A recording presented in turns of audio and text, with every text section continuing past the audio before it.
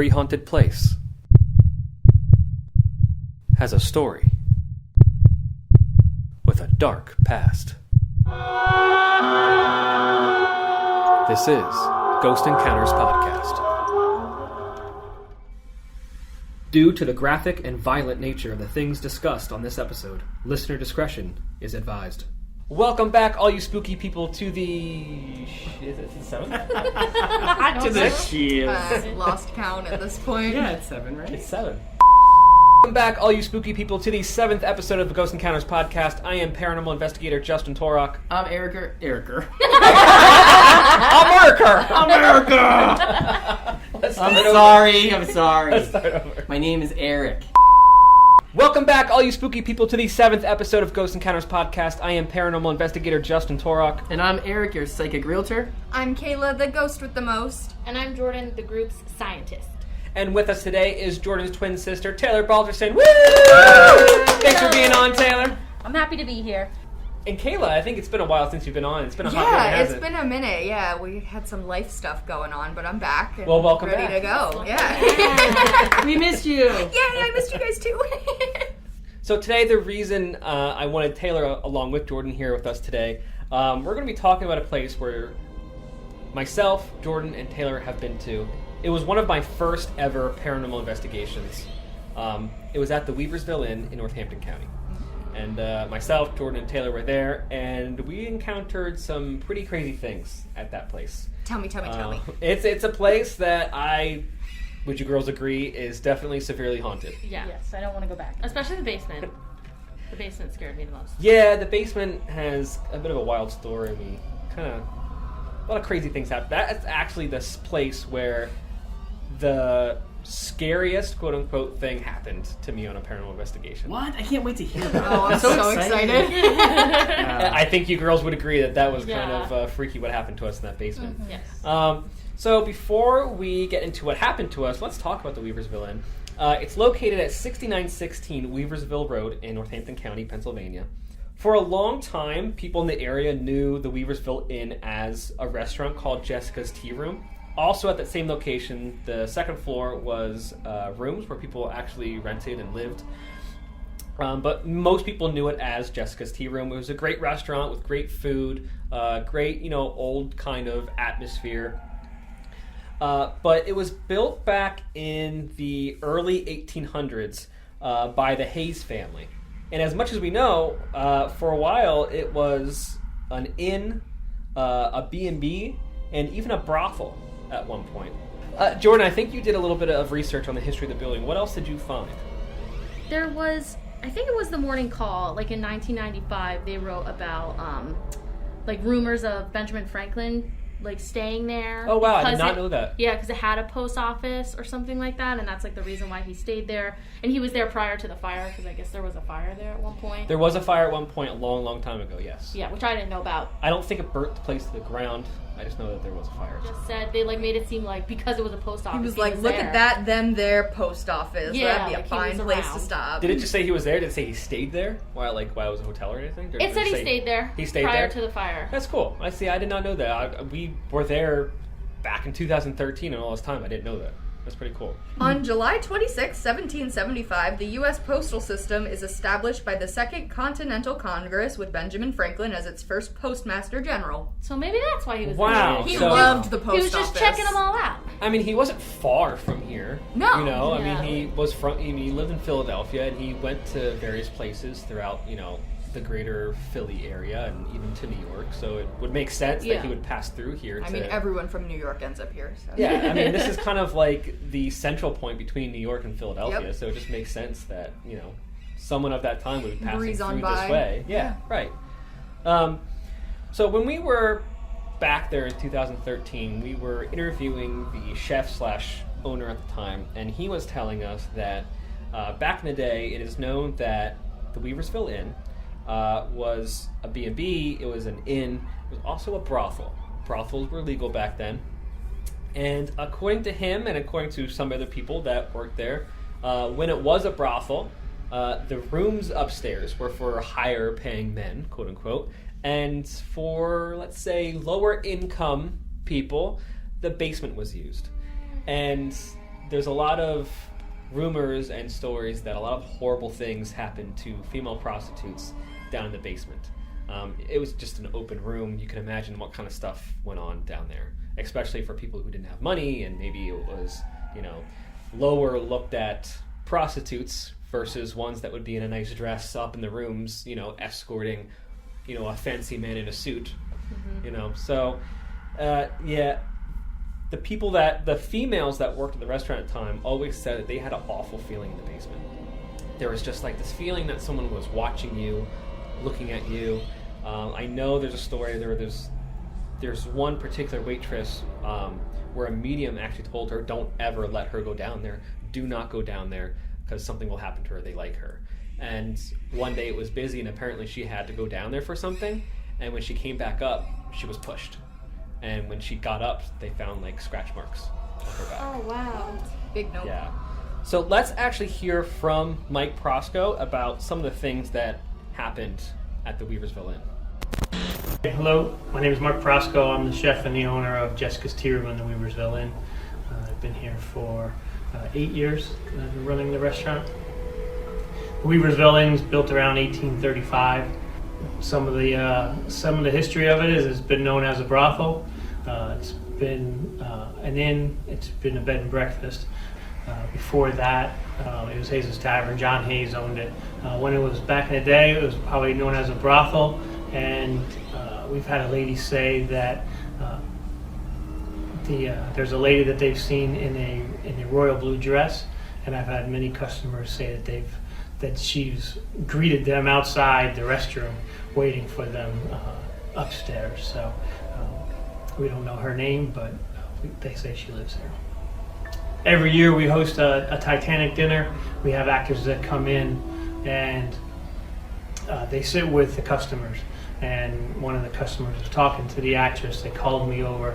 They wanted to hear about our other guests that live at the inn. And I started talking about the ghosts, and unsolicited, the customer brings up the fact that this lady in the royal blue dress greeted her outside the bathroom again. And then I just went into the story about how we heard about this lady that lives upstairs. Yeah, so a lot of employees and customers have seen this woman in this royal blue dress upstairs, and it would make sense because it's kind of like a old era style dress that maybe a lady of that time would wear, maybe even a higher class prostitute would wear. Who knows who she could be, but a lot of people have seen the same lady in the same color dress. It's pretty interesting. Yeah. Then Mike goes into the fact that they had a medium come. We've had a medium here. Underneath our dining room, there's a tunnel that goes from the basement of the hotel, and it goes to the house next door. Now it's closed off. Our medium said, don't open the door. You don't want to know what's behind there, so we never have. Yeah, so we saw the entrance to that tunnel. It literally is sealed off by like pieces of old doors and pieces of wood. It's really weird. So there's the building right next to Weaversville Inn is pretty much apartments for people. And it's not connected to Weaversville Inn physically except by the underground tunnel. And according to mediums that have been there, they've said, don't open it up. You don't want to know what's behind it. So no one ever has. No one ever, from what I know, no one ever has. How would you own it and never be able to? I would go in. I would open it immediately. Well, you would. My Well, yeah, of question course. You is definitely that on the title report? Is I that an easement? I mean, feel like that's maybe. an easement. It's probably an easement. So here's my realtor question. Yeah. If there is an underground tunnel connecting two separate buildings on the same Deed. do you have to disclose that? Is that a thing you have to talk about? Is that even Sure. mentioned? Well, it depends. Are the two structures owned by the same person? Yes. So this house A and house B have a connecting tunnel Underground. underground. So house A and house B have a connecting tunnel underground. But they're If- separate parcels. But they're No, it's the same parcel. then no, you don't. Then you No. don't have to disclose it. You don't Nope. have to disclose it. No, you find it when you go there when you move in. Yeah, It's like the only people time that- you I don't disclose think- it is if it would like connect two different Right. parcels to each other, because then it would be like a whole Right, 'cause then that situation would of be- like shared Yeah, who owns it? road. Right. If one person owns it, one person. You put a door in the middle of the tunnel and Yeah, yeah. Or you share half and half, like Yeah. an alleyway Fantastic between two news. houses. Sign an agreement. That's you know. interesting. I mean, wouldn't, for inspection purposes, would someone have to determine whether or not it's not going to cave in? Yeah, so I mean, if somebody does an inspection on the property, they have the right to check out every space that you can walk through, unless for safety reasons you can't go in there. So if the door is removable, even if they can pry it open, you can inspect it. If it's not movable, then the inspector could say, I don't feel safe going in, and you don't have to inspect it. But Okay. it depends But on in the this for the market, buyer. who needs an Yeah, right, inspection? exactly. I mean, Yeah, exactly. Yeah, it's not really a door to the tunnel. It's more like pieces of doors and pieces of Just wood that are boarded like up. bolted to the freaking wall. And you can't move them. No. that's insane. Yeah, it's weird. It's the strangest thing I've ever seen in the basement. Yeah, see, that would be the strange. point where you go to the showing and you're like, yeah, I'm gonna pass on this one. Sorry about Like, this weird, like, section over here of just pieces of doors and wood, but behind there's a tunnel that no one's been in hundreds of years. And we've been told not to open it. Yeah, so would you like to exactly. see upstairs?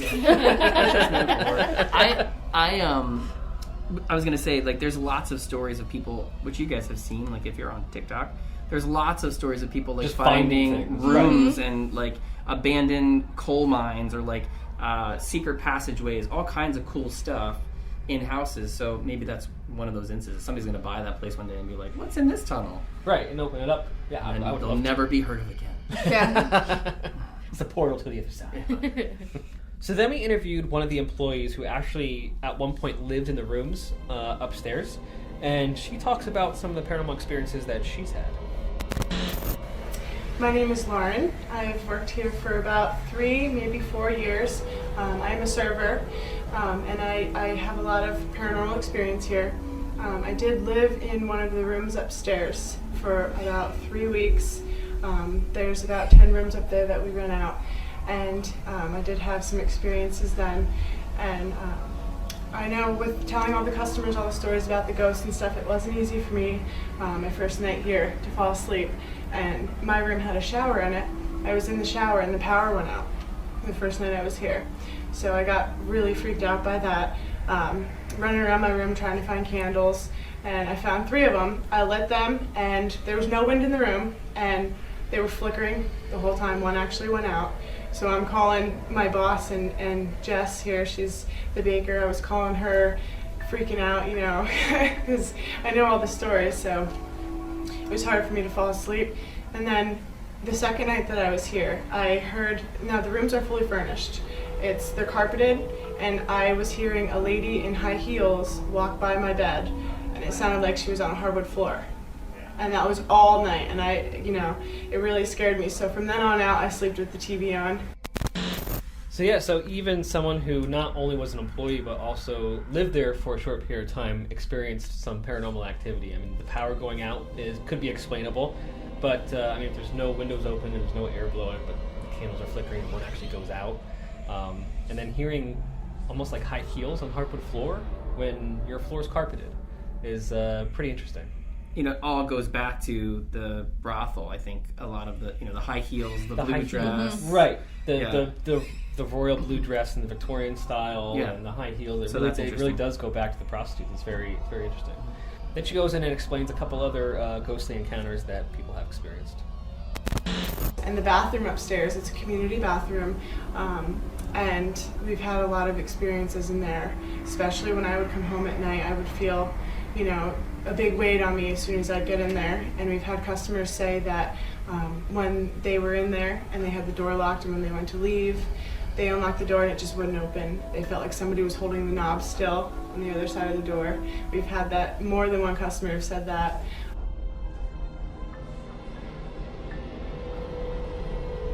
I've never seen it personally, but I have had people tell me it was in a pint glass, and the spoon, it swirled around the edge of the glass all by itself. There was no wind, nobody touching it.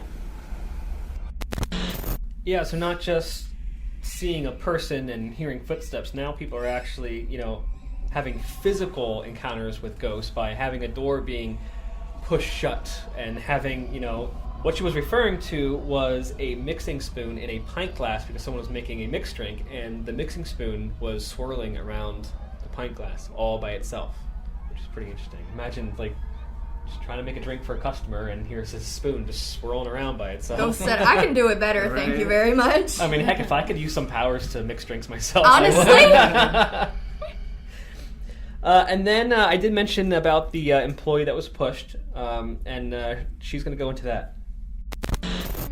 Her name is Carrie. She used to work here. Her friend, I think it had something to do with it because her friend was the medium that we had here. So Carrie is the reason why we brought her here, the medium to begin with. And Carrie used to help us hostess and bartend. And she felt like they were pretty much ganging up on her for a while. And she's worked here for years. And the last couple months she was here, she'd get very overwhelmed. She'd have to go outside and sit down and, you know, take deep breaths before she'd come back in and calm herself down. And we've had the mediums tell us Carrie's not allowed in the basement, that they want her down there, and she's not allowed to go down there. So she never did. And if she needed something from the basement, she would tell one of the servers and we would go down and get it for her. Well, the one day we were really busy and she went down by herself and she came back up. And now we saw this happen to her, so we knew she wasn't making it up. In our waitress station in the back, we have a fridge, and it's about a foot away from the wall. And it's not a big enough space for somebody to fit in. And she was standing there talking to us, and all of a sudden we saw something push her back, and she flew in between, she pushed the fridge out, in between the wall and the fridge. And she fell on the floor, and we have a mat there. The mat came up over her feet. There's no way that could have happened. And when she got up, she started crying. She was very overwhelmed. She went outside. She kept saying her back hurt really bad. And so we asked her to see her back, and she had scratch marks, like fingernail marks on her back. And there's no way she could have done that. You know, the angle that it was at, it was definitely paranormal activity. So yeah, someone was actually attacked at the Weaversville Inn. And when we were there, Taylor, you were actually scratched on your leg. Mm-hmm. I remember we were down in the basement, you kept saying that the bottom of your leg was burning. Yeah. And then we went upstairs to the bathroom to take a look at it, and you had scratch marks on the back of your leg. Yep. Can you elaborate on that a little bit? Like it felt like someone burned you. And it didn't like hit you hard. It was kind of like a progression thing. Gradually got like warmer and warmer. Wow. Yeah. Huh.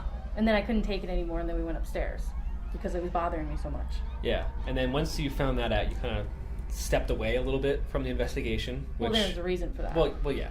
But when we went back down, when Jordan was there by herself, I felt like someone grabbed my arm, like leading me into the basement, and that's when I turned around and went right back upstairs. Because I was like, no. Yeah, it's probably a good thing that you kind of stepped away from the investigation a little bit. Sometimes in a paranormal investigation, if there are evil kind of entities and they're touching you, or they're attracted to you, or they start doing things to you, it's always a good idea to kind of step away for a little bit. You know, get your mind at ease and get yourself relaxed, and hopefully they kind of like dissipate a little bit. It's not a good idea for someone who's not experienced or would be afraid of that kind of thing to kind of push that further. So anyone who's listening who is doing investigations on their own, if that starts happening, it might be a good idea to just kind of step back and let things calm down before they progress anymore. So it was a good thing that you did that. Yeah, but then I sat on the steps, and then when I sat on the steps, the only thing I could think about was the lady in blue was going to come rushing down the steps. And why are they always in blue or like gray or white? Like you always, every time you hear about like women ghosts, they're always in a dress. Because I think... Like, why can't it be a yellow dress or like a purple dress? I think for that, I mean, purple I think would be normal, but I think for that era of time, like, you definitely wouldn't see a red dress. Like, red was always scandalous. Okay. I think certain colors were a little bit scandalous at that time. I think yellow would be normal to see. Yeah, it's you know, just but it's always always blue it's always like white, gray, and blue. Yeah. You know, I think blue was a really easy dye back then. Yeah, I wonder if it had to do with like prices and stuff like that too. Yes. Because I know that I was reading something lately about like them doing green dresses, like dark green dresses, and actually it was starting to kill people because they used arsenic when they were making the dye. Wasn't it something similar to the witch in the Wizard of Oz? She died because they used green paint. Oh, yeah. And that poisoned her as well. Yeah. Yeah, so I I forgot think about some that. colors were hard to dye, and I think it was more expensive to do other colors. Yeah. So blue, like, you always heard the term blue collar because blue was a really easy dye to dye clothes with, and if it got dirty, you couldn't really tell versus someone who was wearing white. Yeah. You know, Makes easier to sense. clean. I didn't Yeah. think of it that Yeah. way. Cool. So that's kind of the information we got from the people that we interviewed, and then it was myself, Taylor, Jordan, and a friend of mine, Brandon from school, who was working one of the cameras. We did the investigation around midnight, and we were there for a few hours. So we started in the basement, and we actually started in the room where that tunnel is. That's also where the HVAC system is and stuff like that, and the oil tanks. But that's the room where the quote-unquote entrance, blocked off entrance to the tunnel is. I remember at one point we were leaving, you heard something, and there was like a growl. I feel like everywhere down there I would be like, let's go there, or let's do this, and then there was always something like waiting for us. When Yeah, you had this, Did anything- for some reason, you had this kind of connection down Yeah. there where you would mention something and then we'd get something, and it was very odd that you had this kind of... Yeah, it was connection. weird. It was definitely weird, because even when we first went back into that room, I'm pretty sure right at the beginning, I look one way, and then there's like an orb that travels right the way that I'm looking. Yes. Like it goes right by me. Yeah, there was one that went like right behind your head, Yeah, too. You asked yeah. if it was a bug at one point too. Yeah, there was Yeah. one that I But said it wasn't was there a bug. over there. Yeah, you were like, is that a bug? But it wasn't a bug, because Yeah, it you was- see this orb kind of like sweep up in a motion that a bug wouldn't. It didn't have Yeah, like no. the pattern or shape of a bug. Because it lit up too, so I was like, there was like a light over there. Like, I don't know where that came from. Especially since it was dark, like pitch black down there. Oh, completely pitch I couldn't black. even see. You couldn't no. see your hand in front of your face. There's Yeah. nothing down there that illuminated light. There's no windows. It Yeah, was no. absolutely pitch black. Yeah, it was creepy down there.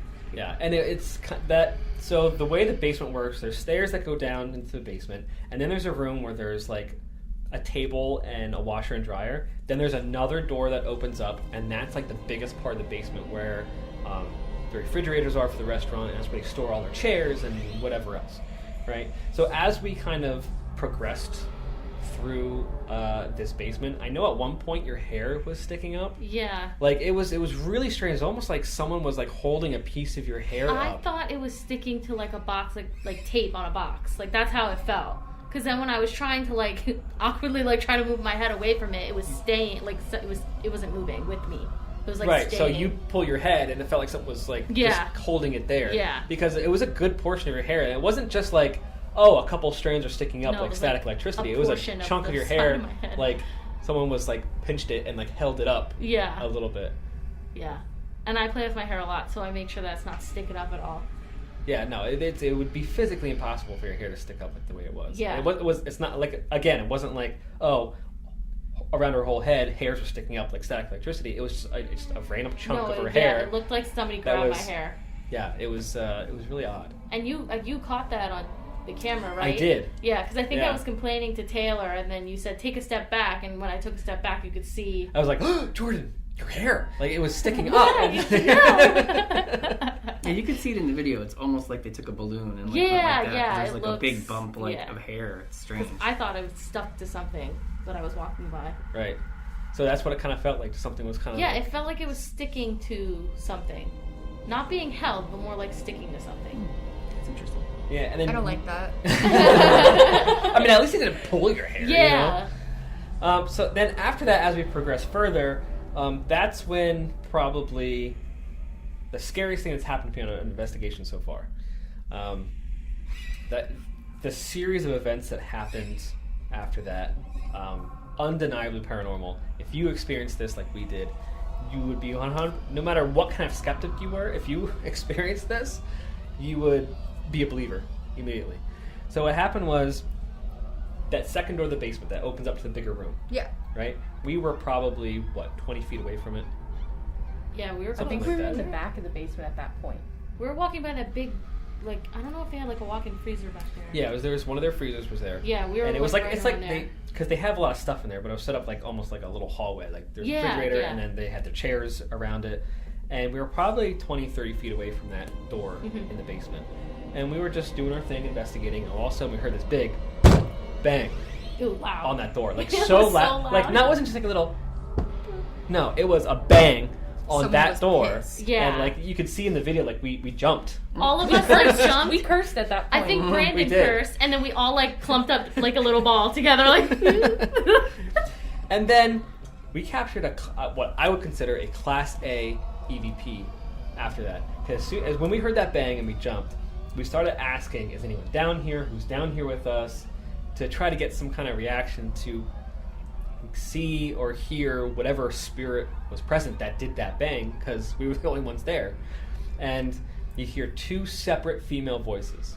One says, we're all in here, and the other one says, I know, and he doesn't even know who, and that kind of starts trailing out. Because we actually ended up start leaving because we got a little frightened. So Yes. Again, we were backing ourselves away from the situation a little bit.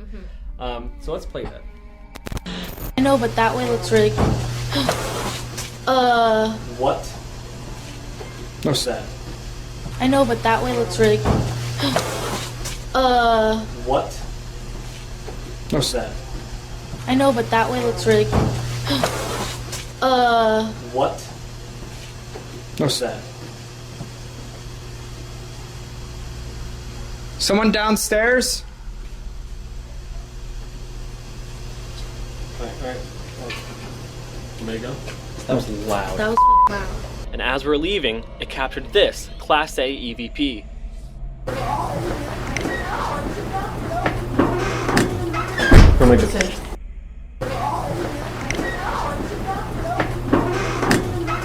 Oh my God.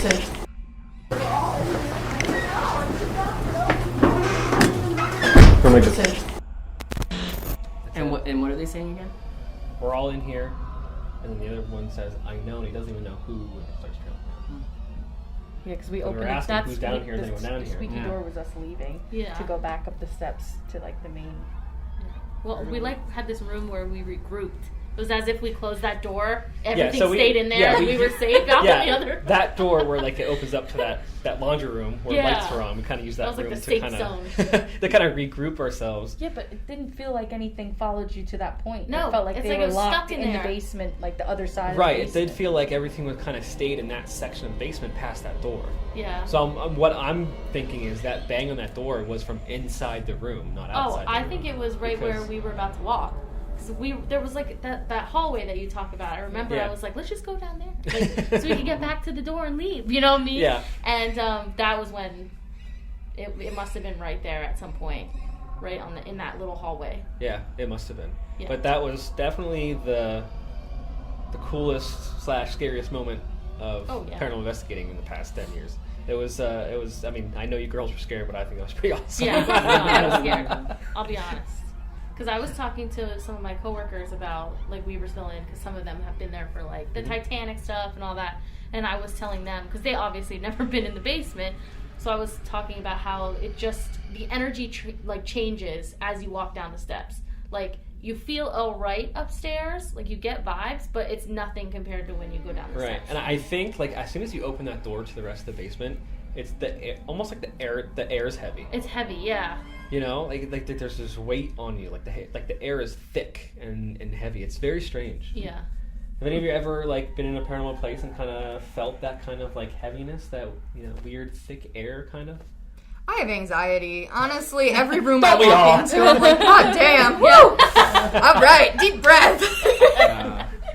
No, I know that feeling though when you're like you just get that weird sense about you, and like the room does feel like it's a little bit harder to breathe, a Yes. little bit more heavier. Yes. Feels like there's always somebody over your shoulder. And it drains you almost. Like you get tired Yep. easily, and then as soon as you leave it, you feel like almost refreshed.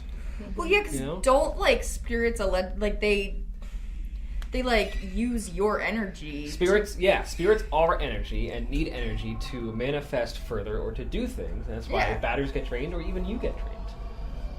Interesting. I don't even have enough energy for a spirit. Honestly, I know. maybe that's why no one's ever messed with me. They're like, oh, she's a tired bitch. Right? So after the basement, we went upstairs to the regular dining area, and that's when you can hear. It's a pretty big dining area, and again, it's dark in there. Yeah. There was one window where the curtains were drawn, and it was past midnight, so it was pretty dark in there. You hear almost like a chair moving, and Taylor actually says, "Did a chair just move?" Because you can actually hear it. And we actually captured 2 other pretty good EVPs.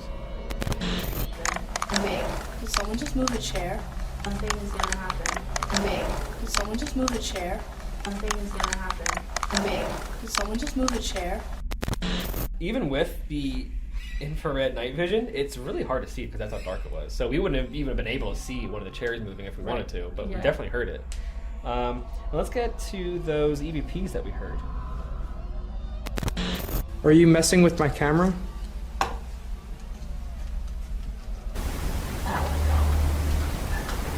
Are you messing with my camera?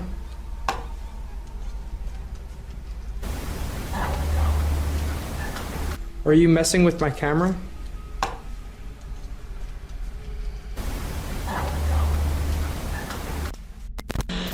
Maggie, don't come back. You're very close. Yeah, when we were listening to this back then, we heard Maggie no come back. It sounds kind of breathy, like almost like he's whispering.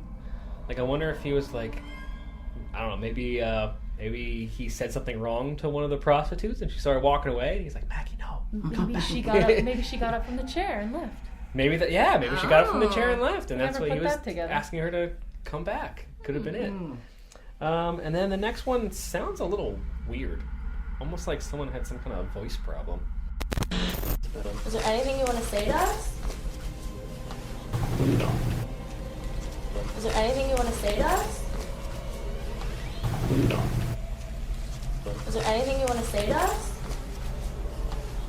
No.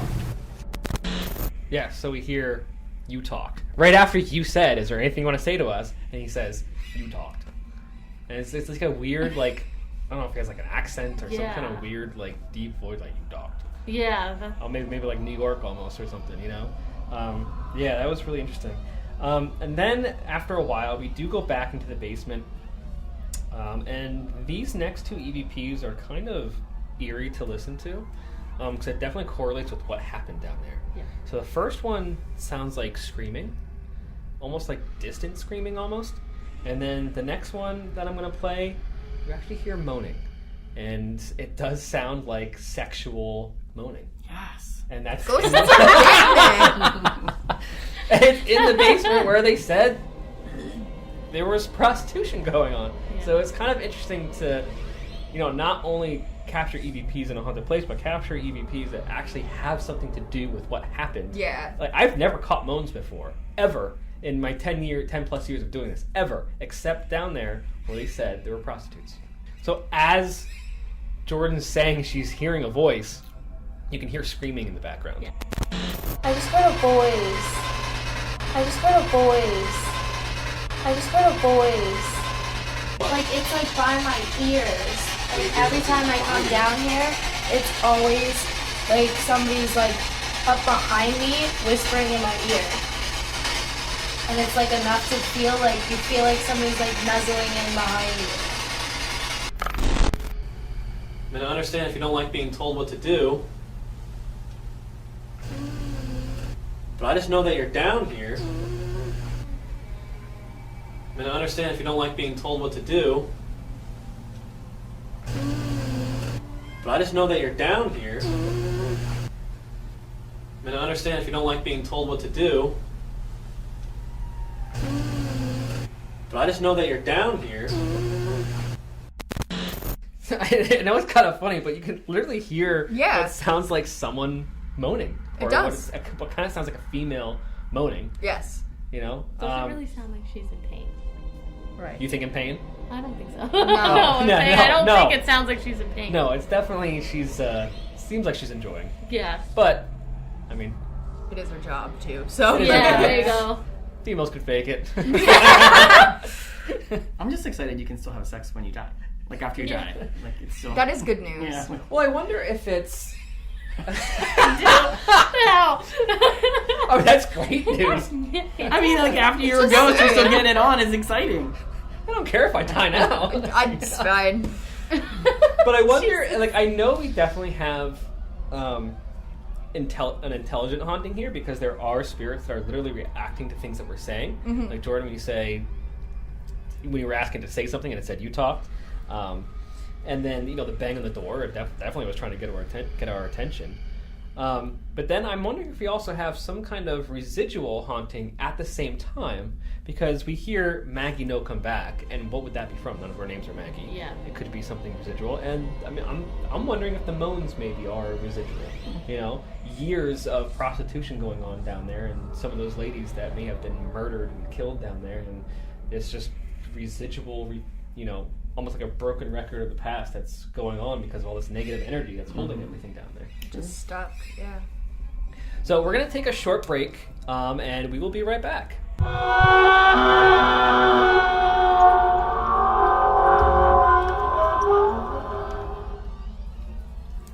Ghost Encounters podcast is sponsored by the Eric Ledbetter team with Iron Valley Real Estate. Contact the Eric Ledbetter team for all your real estate needs. Visit theericledbetterteam.com. Also sponsored by Phoenix Fire Media. Bring the heat to your competition with expert marketing, photography, and video production. Visit phoenixfiremedia.com. If you are enjoying the Ghost Encounters podcast, hit subscribe. Follow us on Facebook and Instagram at Ghost Encounters PA. That's at Ghost Encounters PA. To watch the Ghost Encounter show, visit ghost-encounters.com.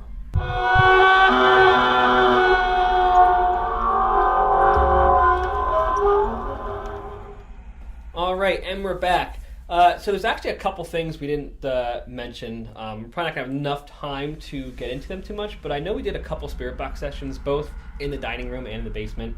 I know at one point Brandon said, use a device on the table, talking about the spirit box, and then there's a voice that says, table. Yeah. And then also, we were doing a spirit box session in the basement, and it's kind of hard to hear in the video, but we heard it clear as day at the time, where I was saying that I have a pretty girl down here, talking about Jordan, and there's a voice that says, leave her.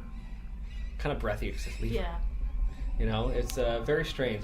There's definitely, I mean, it's interesting that not only has a medium said it, and not only have employees said it, but now we're experiencing that they want women in the basement. Yeah. It's very strange. It's definitely very negative down there, especially towards women. Like, I didn't feel anything like negative towards me down there.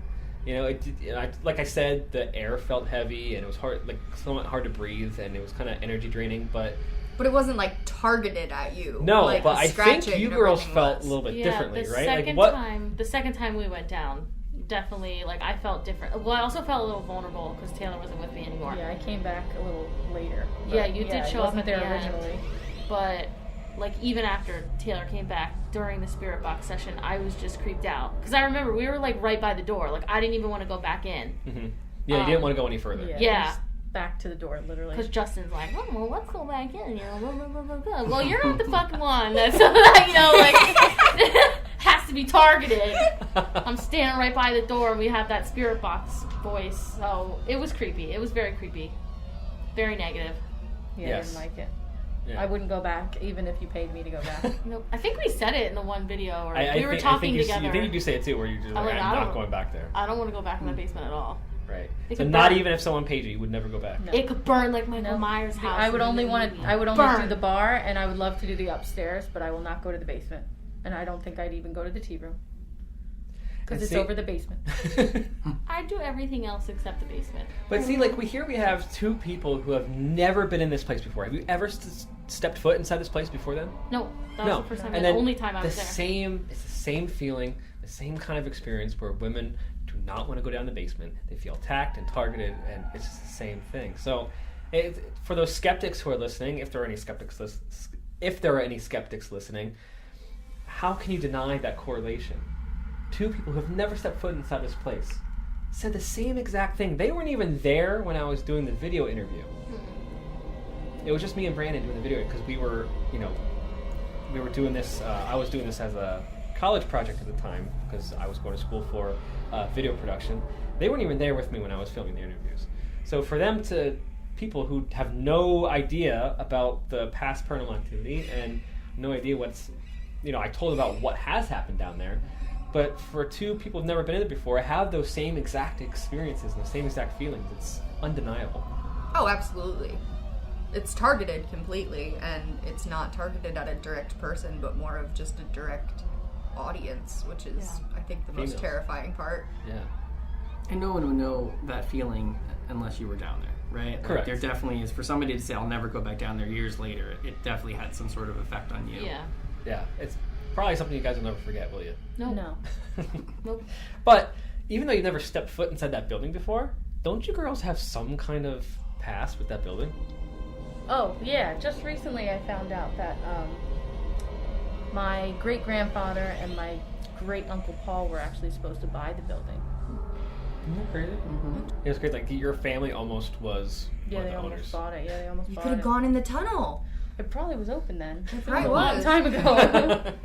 Hell no. His wife I'm is- not going in no tunnel. First off, I'm scared of. Yeah, his wife was the Confined reason why they spaces. didn't end up buying it, though, because she had kids at home and she was a young mother. She would have had to commute from Hellertown all the way to Weaversville Right. with all those kids, and it would have been just too much of a strain on her. Right. And maybe it was a good thing, because who knows what they could have done.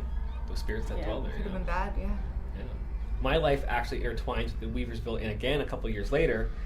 So as you all know, if you've heard the past podcast, I also own a company called HomeSpot Media, and we do real estate, marketing, and productions. And so my company was actually hired to do the video and photos of the Weaversville Inn when it was up for sale back in 2017. It's really interesting to go back 4 years later for a very different purpose. Still with a camera in my hand, but a very different purpose, taking pictures and video.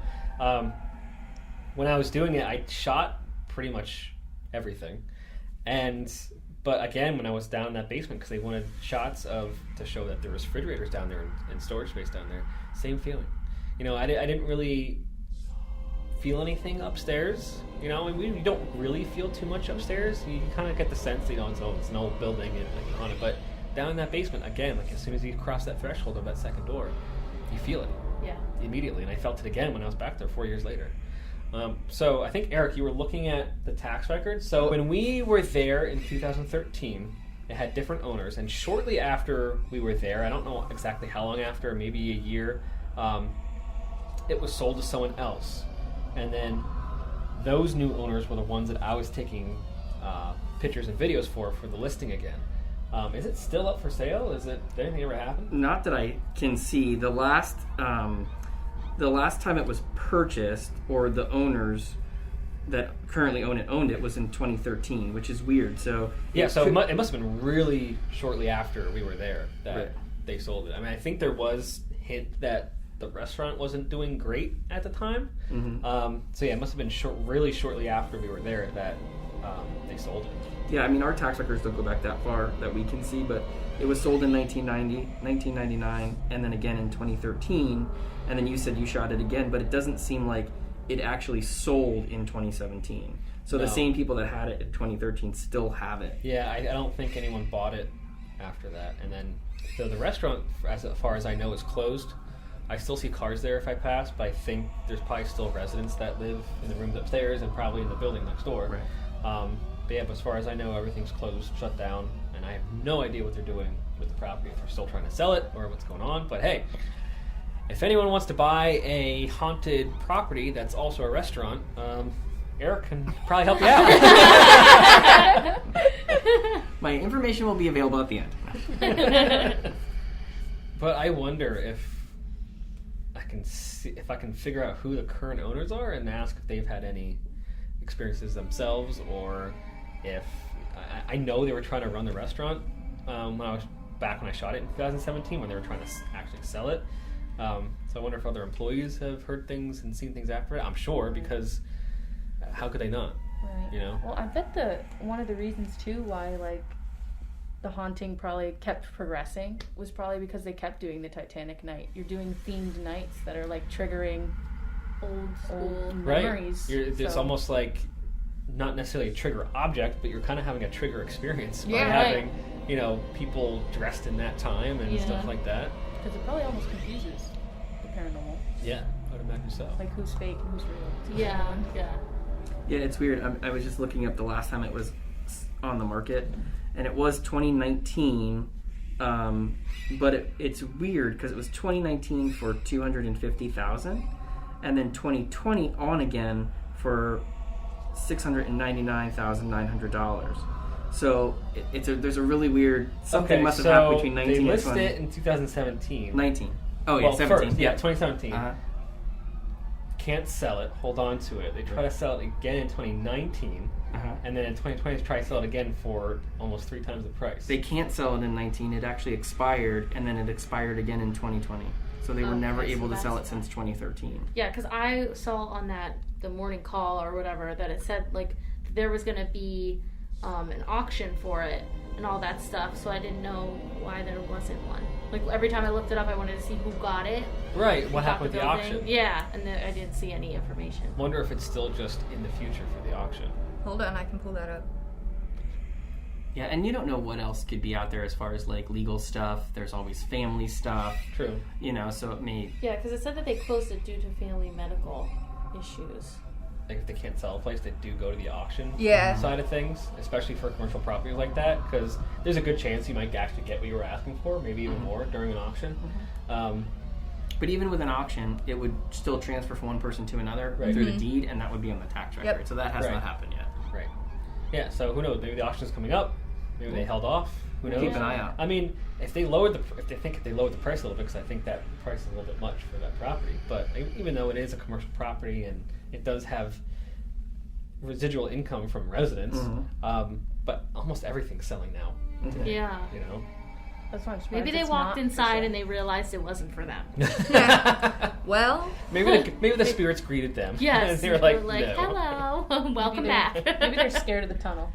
honestly, can't blame them. Yeah. Let's put our money together and buy it and open up the tunnel. Okay, let's Sure. do it. We could have paranormal nights. Y'all are on your own. I'll chip in, but I'm not going to be present for that. If any of you listening want to go in on this, let me know. Let me know. Let's buy this place. We'll open it back up. Let's open up that tunnel. See what happens. It would be cool for them to make it like a historic site, like to do something with it. I mean, it is a couple hundred years old. Yeah, We like can I call it don't the know. Benjamin Franklin. Yeah, they could do something really cool Good with old it. Benny. Yeah. I don't know. I feel like we'd have to keep it. I think we'd have to go back to the Weaversville Inn. Like I know it's called Jessica's Tea Room, but I think we should go back to the Weaversville Inn. No, I think we should call it Benjamin Franklin's Tunnel at the Weaversville Inn. There you go. Get all the names. Get it right. all Okay. together, all the key Put points. all the names.